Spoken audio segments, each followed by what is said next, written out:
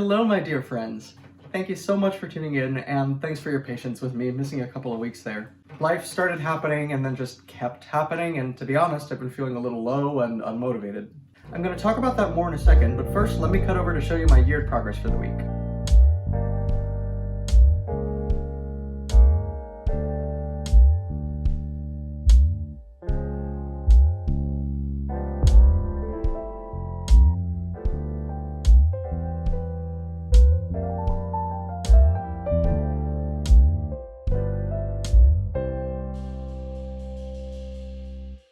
Halfway into February, and I've made some big moves. In January, I traveled to San Francisco to compete in the Met competition.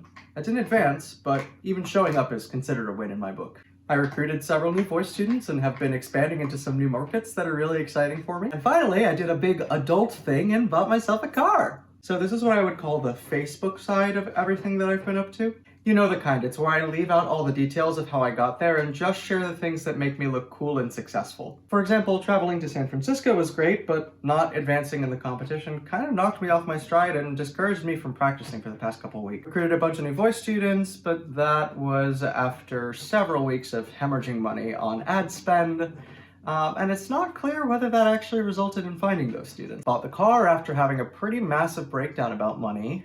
And honestly, I mostly use it to drive for a rideshare service so I can keep making money to pour into the voice studio.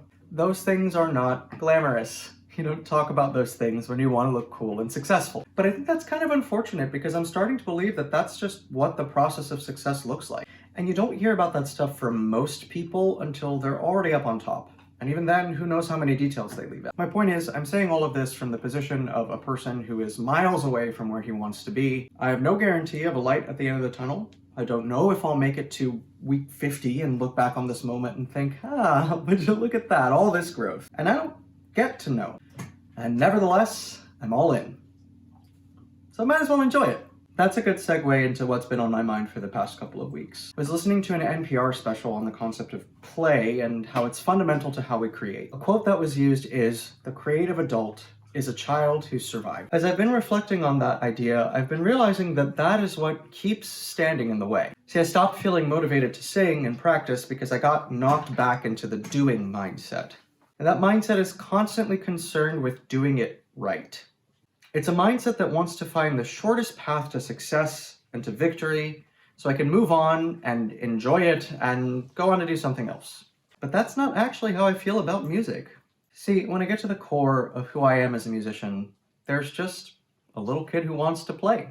And all of my best performances have been put on by the child at play and not the adult at work. So this week I'm aiming to find the fun, an implementation intention to go with it.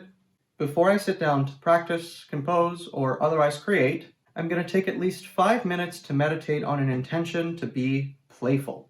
If you think it may serve you, I invite you to try on this implementation intention yourself. Let me know how it goes in the comments. All I've got for today. So this is the part where I ask you to leave a like, subscribe, share this video with a friend if you haven't already. It's a huge help to me as I work to build up this channel. Thanks again for watching, and I'll see you all again next week. In the meantime, stay playful, stay creative, stay honest, stay you.